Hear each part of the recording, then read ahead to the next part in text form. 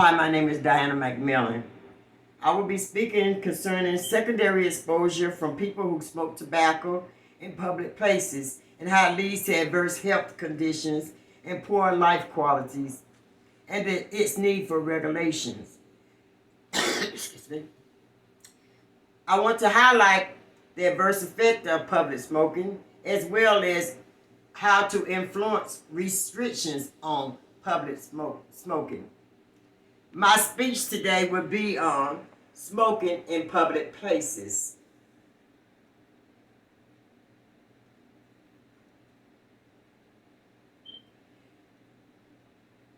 Did you know that although you may have never smoked a cigarette, that you could die from secondhand smoke? Robert West of the Department of Behavioral Science and Health, University College in London, says that an estimated 6 million people die annually due to secondhand smoke. In regards, tobacco is the leading cause of death and is associated with a variety of diseases, including lung disease, coronary heart disease, miscarriages, and it also is a risk factor for chronic diseases like diabetes and hypertension. Most smokers started the habit early in their lives, primarily due to exposure to cigarette smokers. Smoking is associated with a lot of other illness as well, but while smoking may be an individual choice, non-smokers' health should not have to be deterred because of exposure to people who are smoking. Tobacco smoke is harmful and smoking is very addictive. Dory Apollonio from the Department of Clinical Pharmacists and School of Pharmacists in the University of California states that in the United States, an estimated 48,000 deaths are associated with secondhand smoke. Currently, there's an argument for people who say they have the right to smoke. So most smokers are aware of the health issues, but yet most continue to smoke.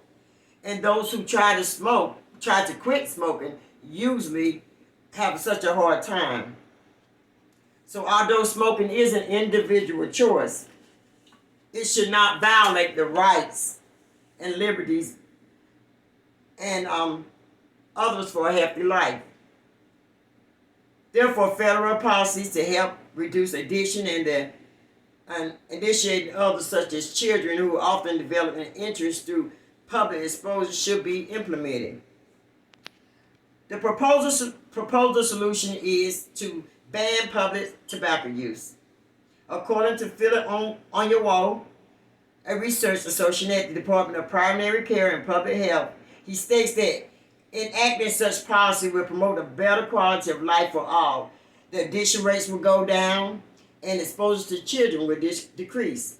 But Congress has not yet passed federal restrictions to ban or restrict tobacco use in public or in the workplace, leading to a widespread of chaos and abuse.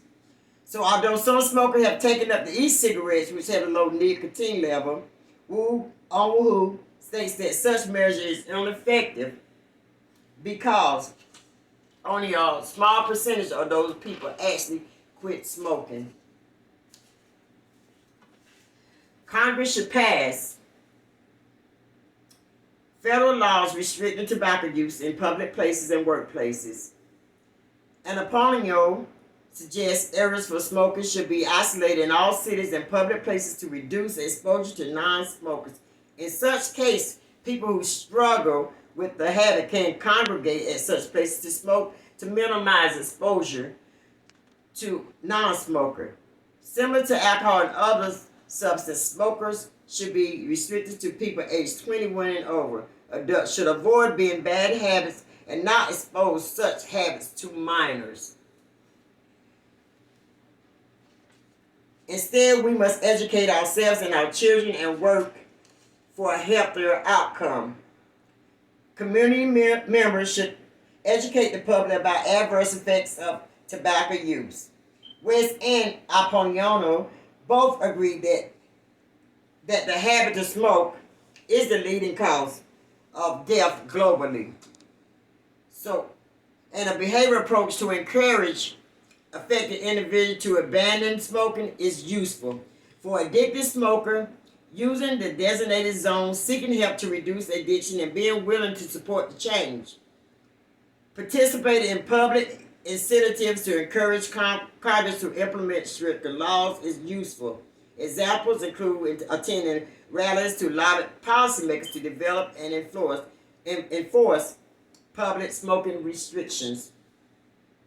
Smokers not willing to stop should use the isolation and marked smoking zone to minimize exposure to non-user. In conclusion, no one wants to incur health issues associated with secondhand smoke from people who smoke tobacco in public, hence the need for regulations. Restricting exposure to secondhand smoke in public places is essential in enhancing the quality of life and reducing unnecessary and unwanted diseases. Therefore, stricter policies, punitive approaches, public inclusion, demonstration of change, and lobbying policymakers are essential in discouraging the habit. A tobacco-free society is what we need.